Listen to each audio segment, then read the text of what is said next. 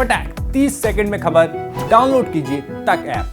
अपर्णा यादव को बीजेपी ने दिल्ली में बाकायदा एक प्रेस कॉन्फ्रेंस में सदस्यता दिलाई और बड़े ही तामझाम के साथ यह ऐलान कर दिया कि अब बीजेपी ने यादव परिवार के भीतर जड़ें जमा ली हैं। लेकिन क्या अपर्णा यादव का बीजेपी में जाना सपा को बड़ा नुकसान पहुंचाएगा या फिर बीजेपी के लिए ही किसी बड़ी जीत जैसी है?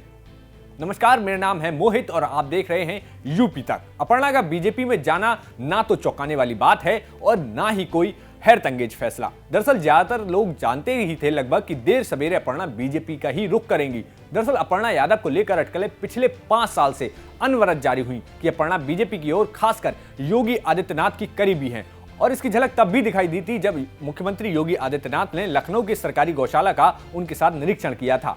फिर गौ सेवा के बहाने ही सही, लेकिन अपर्णा यादव ने मुख्यमंत्री योगी आदित्यनाथ के साथ अपनी नजदीकियां जता दी थी। पिछले 5 सालों में अपर्णा समाजवादी पार्टी में तो बनी रही, लेकिन कभी अखिलेश यादव या अखिलेश यादव के परिवार के नजदीक नहीं हो पाई। दोनों के बीच एक अनकही दूरी बनी रही। ये दूरी तब भी देखने को मिली जब 2017 चुनाव में मुलायम सिंह के कहने पर अपर्णा यादव को लखनऊ कैंट से टिकट मिला था। समाजवादी पार्टी का टिकट होने के बावजूद वो चुनाव हार गई।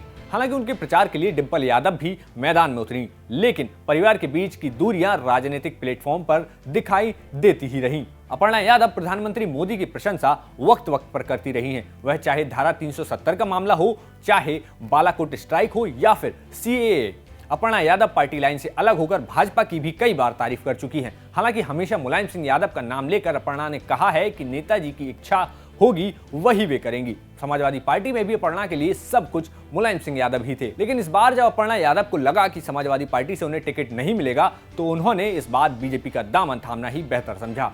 समाजवादी पार्टी में रहते हुए अपर्णा यादव को पिछले 5 साल में कभी कोई काम नहीं मिला था, ना ही संगठन का कोई काम। ऐसे में उनकी बीजेपी में जाने की चर्चा बहुत ही पहले से थी। अब अपर्णा यादव के बीजेपी में आने के बाद बीजेपी को इतना फायदा जरूर होने जा रहा है कि बीजेपी परसेप्शन की लड़ाई लड़ रही है और इसमें उसे बढ़त मिल रही है। प्रशिक्षण की लड़ाई है कि पार्टी ने यादव परिवार के भीतर अपनी जड़ें गहरी कर ली हैं। अपर्णा यादव के अलावा मुलायम सिंह की साड़ू प्रमोद गुप्ता भी बीजेपी में आ गए हैं। उन्होंने एक बार फिर अखिलेश यादव पर मुलायम सिंह को किनारे लगाने का आरोप लगाया है। ऐसे में बड़ा सवाल यह है कि अपर्णा यादव के भाजपा में आने पर भाजपा को क्या कोई बड़ा फायदा होगा कि नहीं। दरअसल अपर्णा यादव मुलायम सिंह यादव के छोटे बेटे प्रतीक यादव की पत्नी है। प्रतीक यादव सियासत से तो दूर रहते हैं, लेकिन अपना बिजनेस संभालते हैं। ऐसे मुलायम सिंह की सियासी विरासत सिर्फ अखिलेश यादव के पास ही है। ऐसे में अपर्णा यादव के भाजपा में आने पर बीजेपी को सिर्फ परसेप्शन का फायदा हुआ है कि वह यादव परिवार में सेंध लगाने में सफल हुई है, लेकिन वोटों के ख्याल से यादव वोटों पर अपर्णा का कोई असर नहीं है।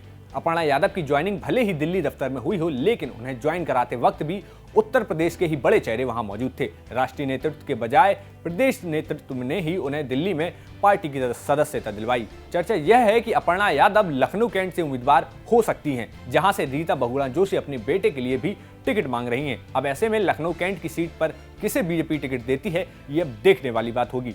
अब यूपी की राजनीति से जुड़ी हर एक खबर को पाने के लिए देखते रहिए यूपी तक। शुक्रिया।